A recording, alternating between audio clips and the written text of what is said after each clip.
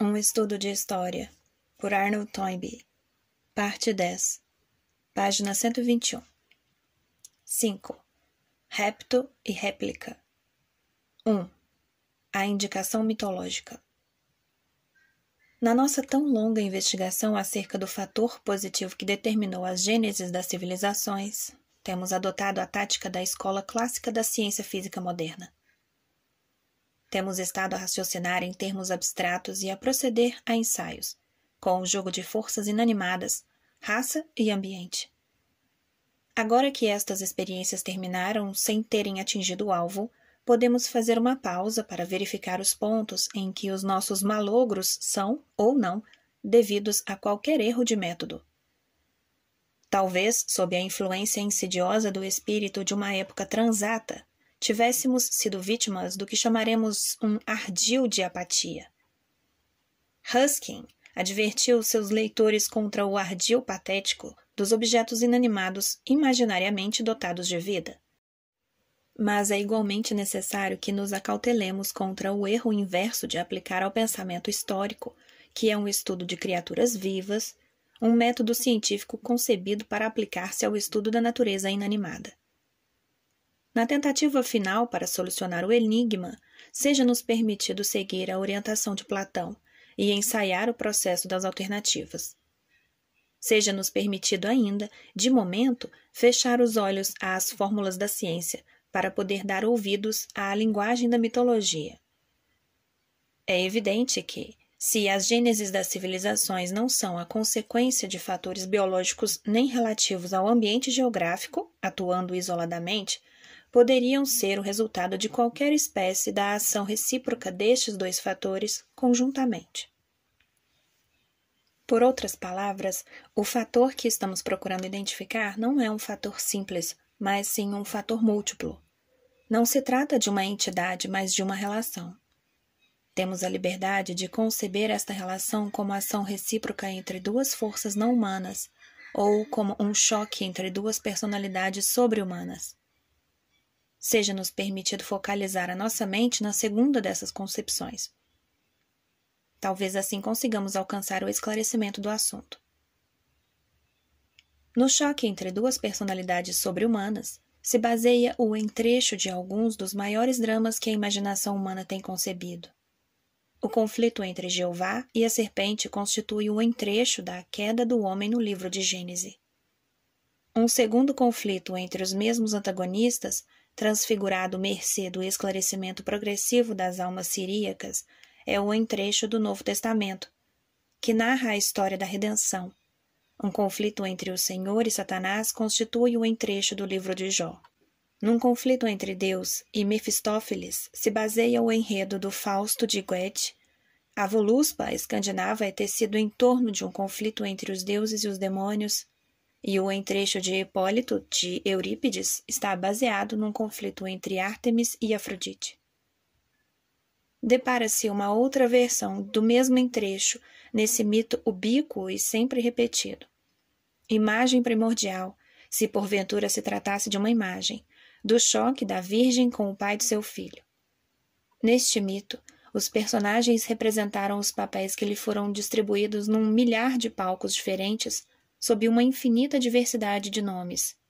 Danae e o chuveiro de ouro, Europa e touro, Semele, a terra ferida, e Zeus, o céu que desfere o raio, Creusa e Apolo, no Íon de Eurípides, Psique e Cupido, Margarida e Fausto. O tema repete-se, transfigurado na Anunciação. Mesmo nos nossos dias, no Ocidente, este mito versátil foi de novo expressado como última palavra dos nossos astrônomos ao referirem-se à gênese do nosso sistema planetário, como testemunha o seguinte credo. Cremos que há cerca de 200 milhões de anos aconteceu que uma grande estrela, errando às cegas através do espaço, se aproximou consideravelmente do Sol. Exatamente da mesma forma que o Sol e a Lua suscitam, na Terra, o movimento das marés, esta segunda estrela deve ter provocado marés à superfície do Sol. Estas marés, porém, teriam sido muito diferentes das marés insignificantes que a pequena massa da Lua determina nos nossos oceanos. Um imenso macaréu deve ter ocorrido sobre a superfície do Sol, acabando, finalmente, por suscitar a formação de uma montanha de prodigiosa altura, a qual se teria elevado cada vez mais à medida que a causa da perturbação progressivamente se aproximava. E antes que a segunda estrela começasse a retroceder, a sua ação determinante da maré ter-se-ia tornado tão poderosa que esta montanha se desfez em pedaços e se dispersou no espaço em pequenos fragmentos, de modo muito semelhante ao que se verifica quando a crista de uma vaga esparge a sua espuma. Estes pequenos fragmentos, desde então, têm andado a girar em torno do Sol, seu pai. Esses fragmentos são os planetas, grandes e pequenos, entre os quais se conta a Terra que habitamos. Leitura de nota. Sir James Jeans, O Universo Misterioso, páginas 1 e 2. Final da leitura de nota. Assim, segundo afirmam os astrônomos matemáticos, ao darem por terminados todos os seus complicados cálculos, conclui-se uma vez mais que se trata do mito do conflito entre a deusa solar e o seu raptor, que é um conto bem corrente na boca dos filhos abandonados da natureza. A presença e o poder desta dualidade na determinação das civilizações cuja gênesis estamos estudando são admitidas por um arqueólogo do moderno Ocidente, cujos estudos se iniciam por uma meditação sobre o ambiente e terminam por uma intuição relativa ao mistério da vida. Aspas. O ambiente não é o fator determinante total na formação cultural. É, sem dúvida, o fator isolado mais visível, mas existe ainda um segundo fator que pode ser designado de maneira mais adequada e muito liberalmente por X, a incógnita de natureza aparentemente psicológica. Se X não representa o fator mais visível do problema, é, pelo menos, o mais importante e o que em si contém maior somatório de destino. Leitura de nota. P. A. Mins. Antigas Civilizações dos Andes, página 25 e 26. No nosso presente estudo de história, este tema insistente do conflito sobre-humano já recebeu a sua confirmação. Já anteriormente observamos que uma sociedade se defronta no decurso de sua existência com uma série de problemas sucessivos, e que a apresentação de cada problema constitui um repto à submissão a uma provação. Permita-nos, o leitor, que tentemos analisar o entrecho desta história ou drama que se repete em tão diferentes contextos e sob tão variadas formas. Podemos começar por dois aspectos gerais. O conflito é concebido como sendo um caso que ocorre raramente e algumas vezes só ocorre uma única vez, e que dele resultam consequências cuja amplitude é proporcional à amplitude da brecha que produz no curso habitual da natureza. Mesmo no mundo indolente da mitologia helênica, em que os deuses se deixaram seduzir pela beleza das filhas dos homens e viveram com tantas que as suas vítimas poderiam ser dispostas e catalogadas em listas poéticas, semelhantes incidentes jamais deixaram de constituir fatos sensacionais e de ter como consequência o nascimento de heróis. Nas versões do entrecho em que ambos os personagens que participam do conflito são entes sobre-humanos, a raridade e a importância do acontecimento são introduzidos para lhe imprimir maior relevo. No livro de Jó, aspas, o dia em que os filhos de Deus comparecerão diante do Senhor e em que Satanás se encontrará também entre eles, aspas, é evidente, concebido como um momento excepcional, nas mesmas circunstâncias se encontra o conflito entre Deus e Mefistófeles, no prólogo do Paraíso, evidentemente inspirado pelas páginas da abertura do livro de Jó, que põe em movimento a ação do Fausto de Goethe. Em ambos estes dramas, as consequências que resultam sobre a Terra deste conflito ocorrido no céu são tremendas. As provações pessoais de Jó e de Fausto representam, na linguagem intuitiva da ficção, as provações da humanidade, provações cuja multiplicidade se alarga até o infinito. E, de conformidade com a linguagem da teologia, as mesmas consequências imensas são apresentadas como resultado dos conflitos sobre-humanos que são descritos no livro de Gênesis e no Novo Testamento. A expulsão de Adão e Eva do jardim edênico, que se segue ao conflito de Jeová com a serpente, não é senão a queda do homem. A paixão de Cristo no Novo Testamento nada mais é do que a redenção do homem. Mesmo a maneira como surgiu o nosso sistema planetário como consequência do conflito entre dois sóis, tal como o descrevem os astrônomos modernos, é declarado pela mesma autoridade no assunto como acontecimento de raridade quase impossível de imaginar. Em todos estes casos, a história inicia-se num ambiente de yin perfeito. Fausto é perfeito sob o ponto de vista da sabedoria. Jó é perfeito sob o ponto de vista da virtude e da ventura. Adão e Eva são perfeitos quanto à inocência e à tranquilidade em que vivem. As virgens, Margarida, Danae e as outras, são perfeitas sob o aspecto de sua pureza e de sua beleza. No universo dos astrônomos, o Sol, globo perfeito, percorre uma órbita íntegra e completa. Quando Yin se apresenta assim completo, está pronto para transformar-se em Yang. Mas qual a causa que determina essa transformação? Qualquer modificação numa fase que, por definição, é perfeita no seu gênero, só pode ser suscitada por um impulso ou causa procedente do exterior. Se considerarmos a referida fase como um estado de equilíbrio físico, necessitaremos de incluir no problema uma segunda estrela. Se o considerarmos como um estado de beatitude física ou nirvana, deveremos introduzir em cena um novo ator, um crítico suscetível de determinar o novo trabalho de reflexão da mente, suscitado pela sugestão de dúvidas. Um adversário capaz de determinar a eclosão de novos sentimentos no coração, mercê da instilação de angústia ou descontentamento, de temor ou de antipatia. Tal foi o papel da serpente no livro de Gênesis, de Satã no livro de Jó, de Mefistófeles do Fausto, de Loki na mitologia escandinava, dos amantes divinos nos mitos da Virgem. Em linguagem científica, podemos dizer que a função do fator intruso é fornecer ao elemento ao qual se imiscui um estímulo da qualidade mais adequada à suscitação das variantes criadoras mais poderosas. Em linguagem mitológica e teológica, o impulso ou motivo que determina a transformação de uma fase de yin perfeito numa nova atividade yang provém da intrusão de um demônio no universo de Deus. É possível imprimir maior realce à descrição do acontecimento, recorrendo a estas imagens mitológicas, porque não são perturbadas pela contradição que surge quando a exposição é traduzida em termos de lógica. De acordo com a lógica, se o universo de Deus é perfeito, não pode admitir a existência de um demônio exterior a ele, pois que, na verdade, se semelhante demônio existisse, a perfeição que a sua presença afetaria seria já imperfeita, dado o próprio fato da existência do demônio em questão. Esta contradição lógica, que não é possível solucionar logicamente, é transcendida intuitivamente no conjunto de imagens do poeta e do profeta, que glorificam um Deus onipotente, embora admitam que Deus se encontra sujeito a duas limitações cruciais.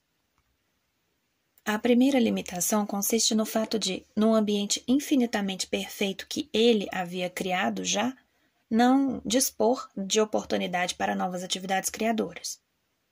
Desde que se conceba Deus como entidade transcendente, as obras da criação nunca deixarão de ser gloriosas, mas poderão modificar-se, passando de um gênero de glória a outro gênero de glória. A segunda limitação do poder de Deus consiste em que, quando a oportunidade de uma nova criação se apresenta, procedente do exterior, Deus não pode recusar-se a aproveitá-la. Quando o demônio o desafia, Deus não pode furtar-se a aceitar o desafio. Deus é forçado a esta atitude porque, se a não tomasse, sacrificaria a sua própria natureza e deixaria de ser Deus. Embora, pois, à luz da lógica, Deus não seja onipotente, será, apesar disso, mitologicamente invencível? desde que é forçado a aceitar o desafio do demônio, será forçado também a vencer a batalha subsequente? No Hipólito de Eurípides, onde o papel de Deus é representado por Ártemis e a do demônio por Afrodite, Ártemis não pode furtar-se ao combate, mas está predestinada à derrota. As relações entre as entidades olímpicas são anárquicas e Ártemis, no epílogo, apenas tem a consolação de pensar que algum dia representará o papel de diabo às expensas de Afrodite. Daí resulta destruição e não criação. Na versão escandinava, chega-se da mesma forma ao mesmo resultado, isto é, à destruição, quando, no Ragnarok, deuses e demônios se matam uns aos outros. Se bem que o gênio ímpar do autor de Voluspa faça com que a vidência de Sibila penetre as trevas para ver a luz de um novo dia, para além dessa escuridão. Em contraste, numa outra versão do mesmo entrecho, o combate que se segue à aceitação compulsória do desafio toma o aspecto, não de uma troca de tiros em que cabe ao diabo ser o primeiro a disparar, sem poder errar o alvo e deixar de abater o homem que visou, mas de uma aposta que o diabo se encontra aparentemente compelido a perder. As obras clássicas nas quais esta aposta motif se cumpre são o livro de Jó e o Fausto de Goethe. É no drama de Goethe que este ponto se acha esclarecido mais completamente. Depois que o Senhor aceitou a aposta de Mefistófeles no céu, as condições são estipuladas na terra, entre Mefistófeles e Fausto, nos seguintes termos. Fausto. Conforto e calma. Não, nada disto. Para mim, quero. Não o peço, não o procuro. Se alguma vez no leito da indolência eu me alongar e repousar, que a hora soe, em que aí deitado a repousar, eu chegue assim, ao derradeiro instante da minha vida. Não podes tu, com impostura e com lisonja, fazer com que eu me agrade de mim mesmo e tranquilamente iludir-me? Vem, pois, e sê bem-vindo, último tempo da existência, e sejas tu o penhor da nossa aposta. Mefistófeles. Aceite. Fausto. Aceite, digo eu, fechemos o contrato, imediatamente. Se chegarem dias que decorram tão calmos, que amolentem a minha alma em tal ouvido, que me leve a querer parar no êxtase delicioso e gozar do curso dos momentos felizes, pedindo-lhes para longamente se deterem, então voluntariamente consinto em morrer. O concurso desta convenção mítica no nosso problema relativo à gênese das civilizações pode ser posto em evidência mercê da identificação de Fausto, no momento em que realiza a sua aposta, com uma daquelas figuras adormecidas que despertam e se ergueram do socalco da rocha onde tinham permanecido entorpecidas, para prosseguir na escalada da falésia sobranceira.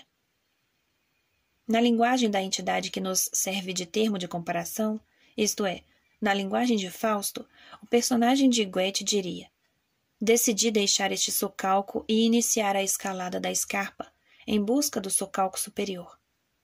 Ao fazer esta tentativa, estou certo de ter abandonado a vida calma que ali vivia.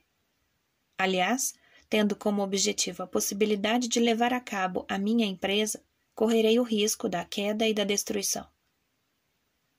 Na referida história, tal como foi contada por Goethe, o escalador intrépido, depois de sujeito a uma provação de perigos mortais e desesperados reveses, consegue, ao fim e ao cabo, triunfar na escalada da escarpa. No Novo Testamento, chega-se à mesma conclusão, por intermédio de um segundo conflito entre os mesmos dois antagonistas, quando o referido livro trata do combate entre Jeová e a serpente, que, na versão original do Gênesis, terminou aproximadamente da mesma maneira que o combate entre Ártemis e Afrodite no Hipólito. No livro de Jó, no Fausto e no Novo Testamento, insinua-se igualmente, ou afirma-se mesmo categoricamente, que o diabo não podia sair vitorioso da referida aposta, que, intrometendo-se na obra de Deus, o diabo não teve poder para frustrar-se, mas simplesmente serviu os desígnios de Deus, que durante todo o tempo domina a situação e fornece ao diabo corda para se enforcar. Teria sido, então, o diabo vítima de um ludibrio? Aceitou Deus uma aposta que antecipadamente sabia que não podia perder? Seria grave fazer semelhante afirmação, porque se tal afirmação fosse verdadeira, toda a transação entre Deus e o diabo teria sido fraudulenta. Um conflito que não tivesse sido na realidade um conflito não poderia produzir as consequências de um conflito. A vasta consequência cósmica de determinar a transformação de Yin em Yang. Talvez a explicação consista no fato da aposta que o diabo propôs e que Deus aceitou comprometer, e por essa razão, pôr realmente em perigo uma parte da criação de Deus, mas não o conjunto total da sua obra. Uma parcela desta criação teria ficado realmente em perigo, e se bem que esse perigo não abrangesse o todo, não é concebível que as oscilações e as modificações às quais a parcela ficou exposta pudessem deixar de afetar o todo. Na linguagem da mitologia, quando uma das criaturas de Deus é tentada pelo demônio, ao próprio Deus é facultada, por este meio, a oportunidade de criar novamente o mundo. A intervenção do diabo, quer seja bem-sucedida, quer falhe no seu objetivo especial, e qualquer destes dois resultados se pode verificar, contribuiu para a transição de Yin para Yang, transição que Deus anelara. Da mesma forma que, para o papel desempenhado pelo protagonista humano, o sofrimento constitui a nota tônica do entrecho, em todas as apresentações do drama, quer o ator que represente o papel se chame Jesus, Jó, Fausto, Adão ou Eva. A imagem de Adão e Eva no jardim edênico é uma reminiscência da fase Yin que o homem primitivo alcançou na fase econômica da luta pela alimentação, depois de ter conseguido dominar o resto da flora e da fauna do globo.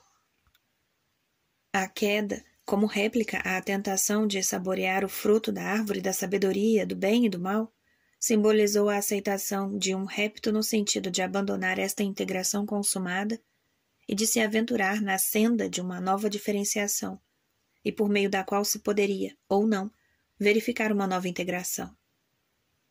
A expulsão do jardim edênico e o lançamento de um mundo adverso, no qual a mulher deveria dar seus filhos à luz com dor e o homem deveria comer o pão amassado com o suor de seu rosto, foi a provação que o fato de ter aceitado o repto da serpente acarretou. O comércio sexual entre Adão e Eva, que daí resultou, foi um ato de criação social. Esse comércio gerou o seu fruto no berço de dois filhos que personificaram duas civilizações nascentes: Abel, o guardador de cabras, e Caim, o lavrador da terra. Na nossa geração, um dos nossos mais distintos eruditos, dotado de maior imaginação, descreve a mesma história do ambiente físico da vida humana de um modo pessoal. Aspas. Há muito e muito tempo, um bando de selvagens nus, sem teto e sem fogo, partiu da região quente que habitava na zona tórrida e avançou firmemente na direção norte, caminhando sempre, desde o princípio da primavera até o fim do verão. Os referidos selvagens só compreenderam haver deixado a terra do calor constante quando, em setembro, começaram a sentir, pela noite, um frio desagradável. De dia para dia, o frio aumentou. Ignorando a sua causa, os selvagens seguiram vários caminhos na tentativa de escapar ao mal-estar. Dirigiram-se alguns para o sul, mas apenas um pequeno grupo volveu à região de onde tinham partido. Esse grupo retomou aí os seus antigos hábitos, e os seus descendentes permaneceram na sua ignorância selvagem até hoje. Daqueles que se dispersaram em outras direções, todos pereceram, com exceção de um pequeno bando. Verificando que não podiam escapar à atmosfera regelante, os elementos deste bando puseram em jogo a mais sublime das faculdades humanas, o poder de invenção consciente. Alguns tentaram improvisar abrigos cravando e espalhando no solo ramos reunidos e folhas com que construíram cabanas e leitos quentes. Outros envolveram-se nas peles dos animais mortos durante a caça. Rapidamente, os referidos selvagens realizaram alguns grandes passos na senda da civilização. Cobriram a sua nudez, o sem-teto arranjou abrigo, o imprevidente aprendeu a secar os alimentos e a armazená-los, sobre esteiras como reserva para o inverno, e fora finalmente descoberta a arte de produzir fogo, como processo para manter o calor.